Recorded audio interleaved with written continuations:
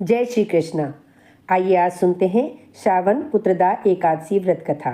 निसंतान राजा महाजित की पुत्र प्राप्ति की कथा।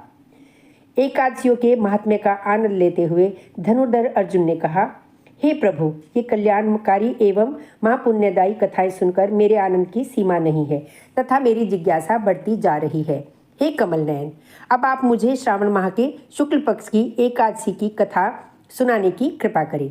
इस एकादशी का क्या नाम है तथा इसके व्रत का क्या विधान है, इससे किस देवता का पूजन किया जाता है तथा इसका व्रत करने से किस फल की प्राप्ति होती है। श्री कृष्ण ने कहा, हे धनुर्धर, श्रावण माह के शुक्ल पक्ष की एकादशी की कथा में श्रावण मात्र से ही अनंत यज्ञ का फल प्राप्त होता है। हे पार्थ, द्वापर युग के आरंभ में ही महिष्मती नाम की एक नगरी थी। उस नगरी में महाजीत नाम का एक राजा राज्य करता था। वह पुत्रहीन था, इसलिए वह सदा दुखी रहता था।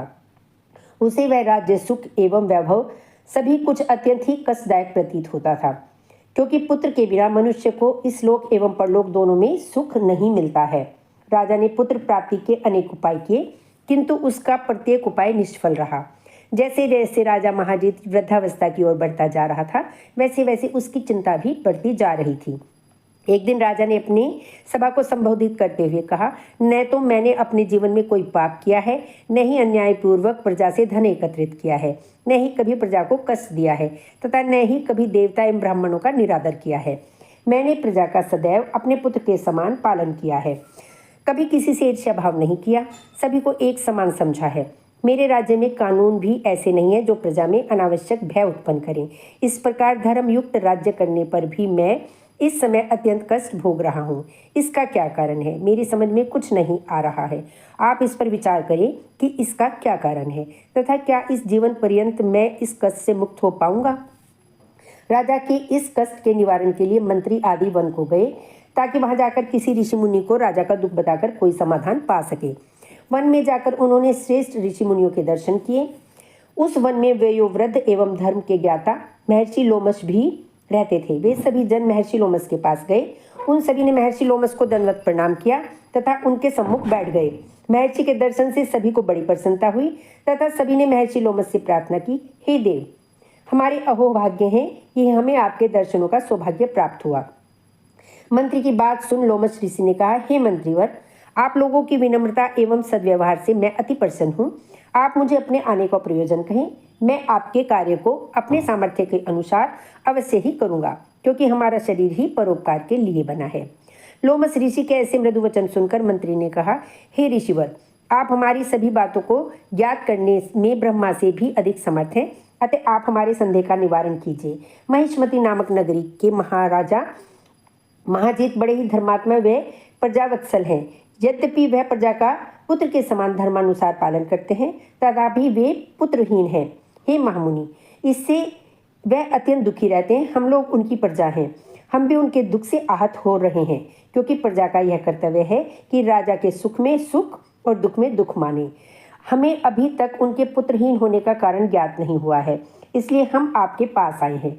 अब आपके दर्शन करके हमको पूर्ण विश्वास है कि हमारा दुख अवश्य ही दूर हो जाएगा, क्योंकि महान पुरुषों के दर्शन मात्र से ही प्रत्येक कार्य की सिद्धि हो जाती है। अतः आप हमें बताने की कृपा करें कि किस विधान से हमारे महाराज पुत्रवान हो सकते हैं। हे ऋषिवर, यह आपका हम पर व हमारे राज्य की प्रजा पर बड़ा ही उपकार होगा। ऐसी करुण प्रार्थना सुनकर लोमश ऋषि नेत्र बंद करके राजा के पूर्वजन्मों पर विचार करने लगे। कुछ पलों के उपरांत उन्होंने विचार करके कहा, हे भद्रजनों, यह राजा पूर्व जन्म में अत्यंत उद्दंड था तथा पाप कर्म किया करता था। उस जन्म में यह एक ग्राम से दूसरे ग्राम में भ्रमण करता था। एक समय ज्येष्ठ माह के शुक्ल पक्ष की एकादशी के दिन की बात है। वह 2 दिन से भूखा था। मध्याह्न के समय एक जलाशय पर जल पीने गया। उस स्थान पर उस समय व्याई हुई एक गाय जल पी रही थी।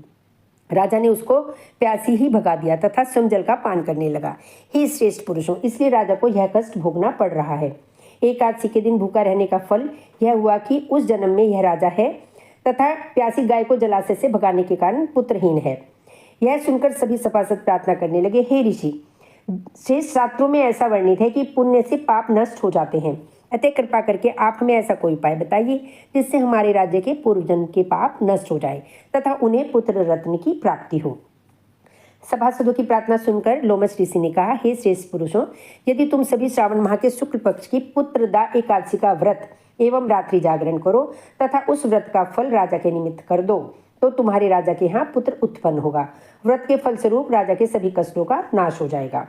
इस उपाय को जानकर मंत्री सहित सभी जनों ने महर्षि को कोटि कोटि धन्यवाद दिया तथा उनका आशीर्वाद ग्रहण कर अपने राज्य में लौट आए। तदुपरांत उन्होंने लोमस ऋषि की आज्ञा अनुसार पुत्रदा एकादशी का विधानपूर्वक उपवास किया तथा द्वादशी को उसका फल राजा को दे दिया।